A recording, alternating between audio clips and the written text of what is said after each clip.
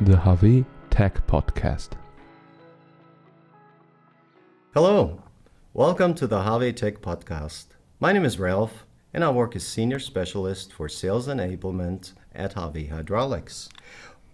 Today's topic is, do you know what to look out for in a power unit according to the ATEX directive? For this podcast, I've invited my colleague Andreas, who works as Key Market Manager for the application Field Energy at HAWE. Welcome, Andreas. Nice to have you. Welcome, Ralph. Happy to be here. Glad to have you. Well, let's get straight into our topic today. It's about the compliance with the ATEX directive. Is it important to know what the ATEX directive is and what it requires? Definitely yes. The ATEX directive gives the requirements to use technical products in potentially explosive atmospheres inside the EU. So It is not a nice to have, it is a must, it is a law. Okay. And you have to fulfill the requirements according to this directive.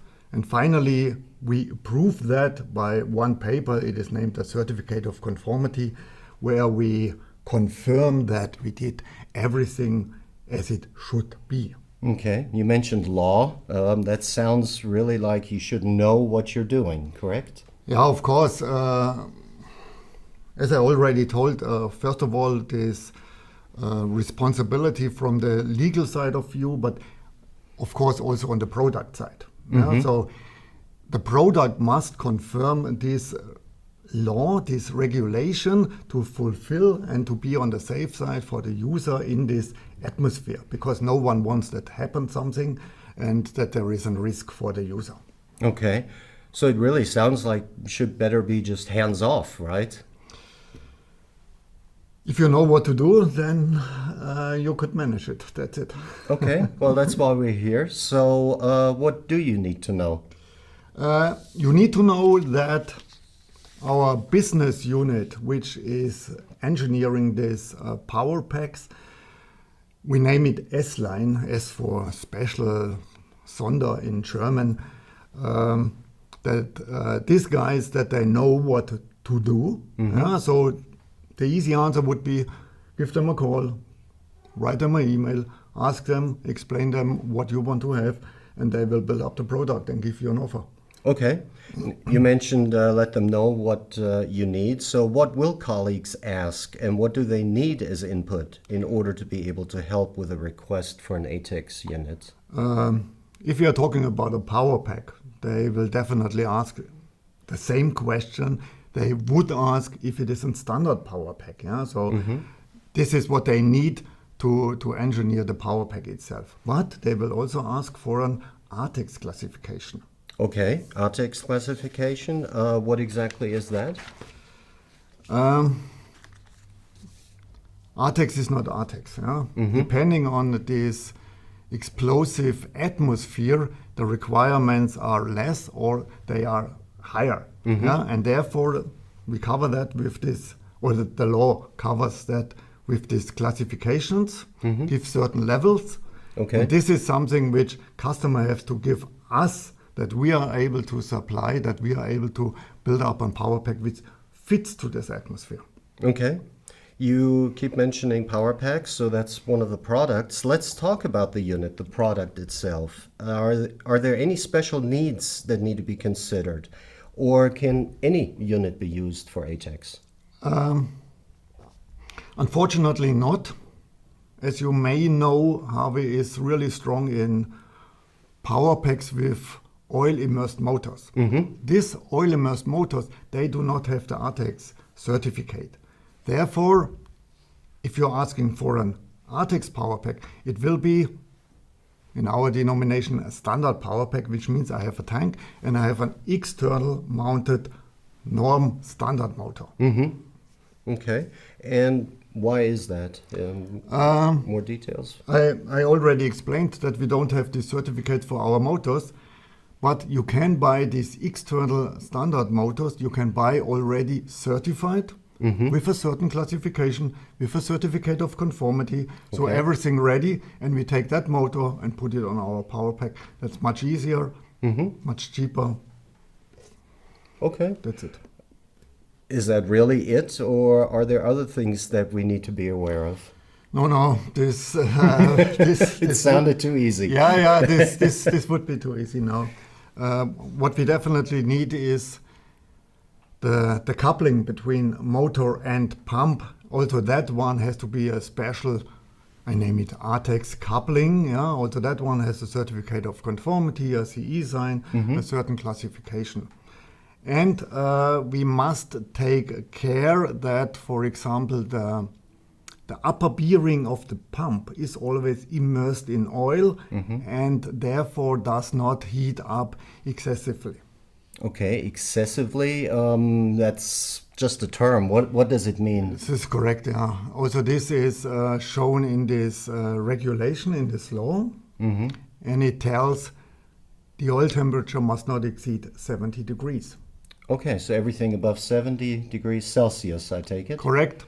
would be excessive. Correct. Yeah, and therefore, to monitor that, to be on the safe side, it is another requirement that you have a temperature sensor or switch which monitors this temperature and tells you, hey, we are still on the safe side, or stop now because oil is becoming too hot. Wow, not really easy, this whole subject. The point is, that's not all. Yeah? So adding up to all of this is, number one, or another example is plastic components. Yeah? The area of these plastic components, the surface area must also not exceed certain levels to avoid some electrostatic charges of this plastic. This is one point, and another one is also the material of the component. Yeah, also that one has certain limitations of certain elements. Aluminium is one example. So it is definitely named, hey, this component, this material must not exceed more than a content of 3% of aluminium or something like that. So these are adding up to that. Plus, for example, if you want to have a color coating on the power pack, it is not only, okay, like always, I want to have this and this color. You give us a RAL number, and then we take that red, blue, green, whatever you want. No. Right. Also in that case, it's a special paint, anti-static paint, and that one is gray. So in that case, there is no choice. If you want to have a color coating, it will be gray. Okay, so gray is it. Why Gray did I is- even ask? But don't worry, stay cool. Because again, now we are coming back to the beginning. Give a call to S-Line. These are the specialists. They know what they are doing. This is what they have already done in many other examples and applications. Ask them, tell them the requirements of the power pack, tell them the classification you need, tell them if you want to be color coded, yes, no, whatever, and they will build up, they will tell you possibly yes, no, they will give you an offer, they will give you the technical documents. Sounds great. S-Line is also known as SysTech, Correct. correct? So for our S-Line audience, SysTech is our business unit doing power packs which you can't order directly out of the catalog. so special builds. Yes, there's the S coming from. Exactly. Well, great. Then let me summarize real quick what we covered here, which was quite extensive. So let's make sure I understood everything and our audience has all the information they need. So we at HAWE Hydraulik can offer ATEX compliant power units. We covered that. These will always be units with an external standard motor, as the motors of the under-oil units are not certified. Correct. Other specifications also apply, which are taken into account by our specialists in S-Line or SysTech when designing the power packs. All we need is input from the customer, and that is the usual answers when it comes to designing a unit and the required ATEX certification and classification, since those are always different or can be different. The customer then receives a finished product, including the ATEX compliant documentation. Did I get everything? Perfect. Well done. Well, that's great. I appreciate it. Well, that's it for today then. Andreas, thank you very much for coming and explaining this interesting topic. And thank you to our audience for showing an interest in this topic. If you have any suggestions for future podcasts, then please send us an email to podcast@hawe.de. We look forward to your comments and we look forward to seeing you next time.